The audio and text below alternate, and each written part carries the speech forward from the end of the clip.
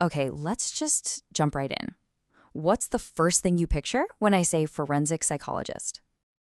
I'm gonna guess it's probably someone straight out of a crime drama, right? You know, that brilliant, kind of brooding profiler who just shows up, takes one look around the crime scene, and boom, they've cracked the killer's deepest, darkest secrets. And look, that's a super compelling image, for sure. But it's mostly a myth. The reality, oh, it's so much broader and honestly, way more impactful. So, in this explainer, we're going to peel back that TV fantasy and get to the real world heart of forensic psychology. Okay, so first things first, we've got to get past that TV profiler idea to see what this field is really all about. So, what are we actually talking about here? Well, at its most basic level, forensic psychology is just applying what we know about psychology to the legal system. The clue is right there in the name. Forensic actually comes from the Latin forensis, which means of the forum. Think ancient Roman courts. So, this is literally psychology for the courtroom. And trust me, the scope of this is just huge. It's so much more than just figuring out a criminal's motive. I mean, one day a forensic psychologist could be evaluating if a defendant is even mentally fit to stand trial. The next, they might be in a prison, creating rehab programs. And it's not just criminal stuff. They're in civil court too, dealing with incredibly tough situations like child custody battles.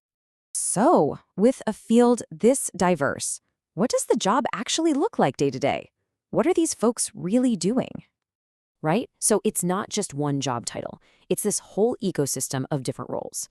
You've got your clinical psychologists, right?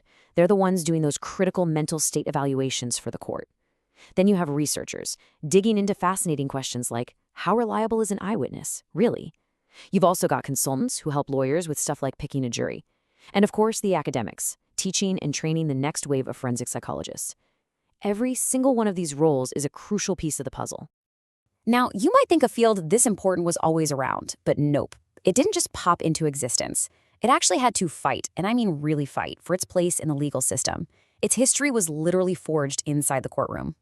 And it was a long journey. Things started bubbling up way back in 1908, but a massive turning point came in 1954. With the landmark Brown v. Board of Education case, psychological research was actually cited there. Then, in 1962, a court case finally established that yes, psychologists can be expert witnesses. But here's the kicker. The American Psychological Association didn't formally recognize forensic psychology as a specialty until 2001. 2001. I mean, that's practically yesterday in the grand scheme of things. Okay, so to really get forensic psychology, you have to understand this fundamental tension. It's like a bridge between two totally different worlds, the world of psychology and the world of law. And here's the thing, these two worlds are often trying to do very different things. Psychology is all about searching for probable truth. It's built on research, theory, and all those wonderful shades of gray.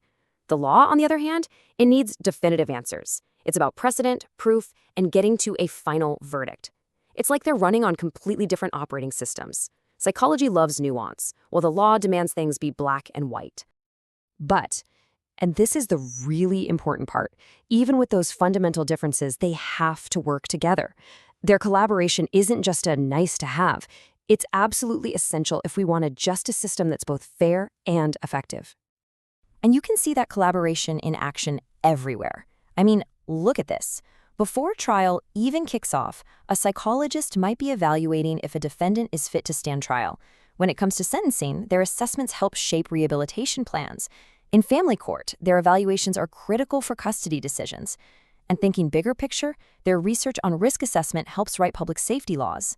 They are woven into nearly every critical stage of the legal process. So, where does it go from here? What does the future look like? Let's talk about the future of justice and psychology's evolving role in it. The thing is, this field is changing faster than ever, because it has to. It's adapting to all these new, modern challenges. We're not just talking about traditional courtrooms anymore. Today's forensic psychologists are on the front lines, dealing with things like terrorism threat assessment, cybercrime, and even trying to prevent mass shootings. They're developing AI-powered tools to make their assessments even better. It's pretty clear. As crime evolves, so does the role of the forensic psychologist. And that really brings us to the big final question, doesn't it? As crime, technology, and even our own ideas about justice keep changing. What new, complex psychological questions is the legal system gonna have to face? What's the next frontier for this incredible field? It's definitely something to think about.